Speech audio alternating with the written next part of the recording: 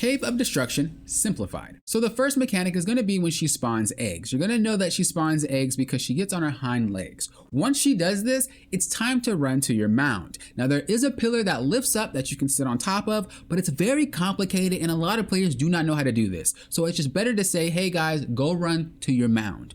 When you're running to your mound, you want to be a little bit careful because if you get to the top of the mound when the egg spawns, it could knock you off. The best thing to do is run to the mound and just wait for the egg to disappear.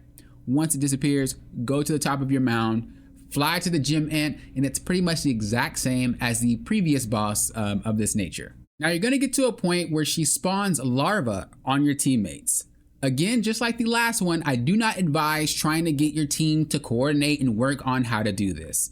If you're the tank, just buff yourself up when you get lifted, so that way you're as tanky as possible when it hits you. And if you're anyone else that's not the tank, when you get lifted up, just turn into a bird, morph yourself so that you don't take damage. So because I already know that I'm gonna get lifted up, I decide to buff myself as much as possible. I even took a potion just so my healer doesn't have to worry about it. And I'm not over geared. I'm literally close to 1600. So this will work on a 1600 gear score for a tank. I can soak the hit, I'm not gonna die. As you see, my team turns into birds and just flies. That's it. We skip the whole larva mechanic because the goal of this is to make things simple. We do not want to complicate it by saying two people go touch and do that and do. It's too much work, man. So just keep it simple and play like that. However, if you insist on doing the larva mechanic, you want two players to run around and get bright green larva. Once they have a bright green larva, they can go take out everyone else.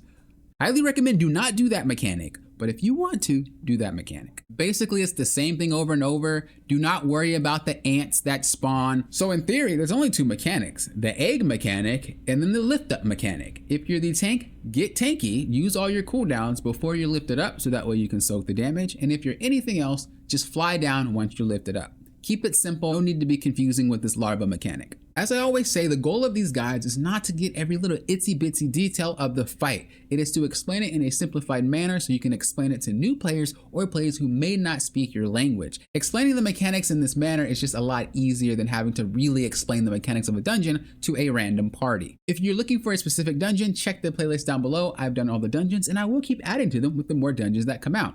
Until next time, you know what I always say, the good guys are doing what? Popping often. Well, often.